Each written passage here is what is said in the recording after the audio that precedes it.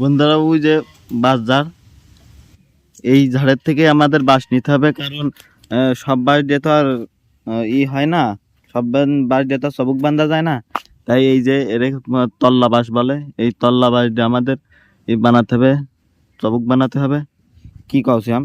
এই তল্লা বাড়িটাই হয়, আর কোনো বাড়িতে হয় না। হ্যাঁ, এই তল্লা বাঁশ দিয়ে চবুক হয়, আর কোনো বাঁশ দিয়ে চবুক হয় না। আর ওই বাঁশ যাচ্ছে না, ওই বাঁশেও হয় না, হ্যাঁ ওই বাঁশের গুড়ায়ও হয় না। ঠিক। আমরা এখন এই বাঁশ কাটবো। এই বাঁশ কাটার জন্য এই যে দা আনছি, একটা সুন্দর দা আনছি, এই দা দিয়ে কুপায় কুপায় কাটবো বাঁশ। তাই না শ্যাম? এই বাঁশ দিয়ে কাটতে হবে না? নাও চলো বাঁশ কাটিয়াতে চলো। হ্যাঁ, ওই মুখো চলো চলো চলো।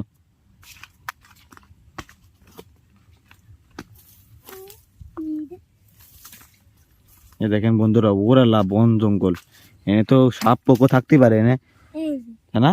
এটা কাটি দিয়েছি। এনে হলো সাপ পোকো থাকতে পারে, এনে প্রচুর ভয়, সাপ মাপ যেখান সেখান থেকে আসে, কামড়ায় মামড়ায় দিলে আমরা তো মরে যাবো, তাই না ভাই? কাটি যে, এটা হবে না, হ্যাঁ, এই যে এই বাঁশটা কাটবো, ওই বাঁশটা, ওই যে মুখোশ লেগে গেছে একটা বাঁশ না, ওই বাঁশটা কাটবো আমরা, ওই বাঁশটা কাটে আনে আসবো।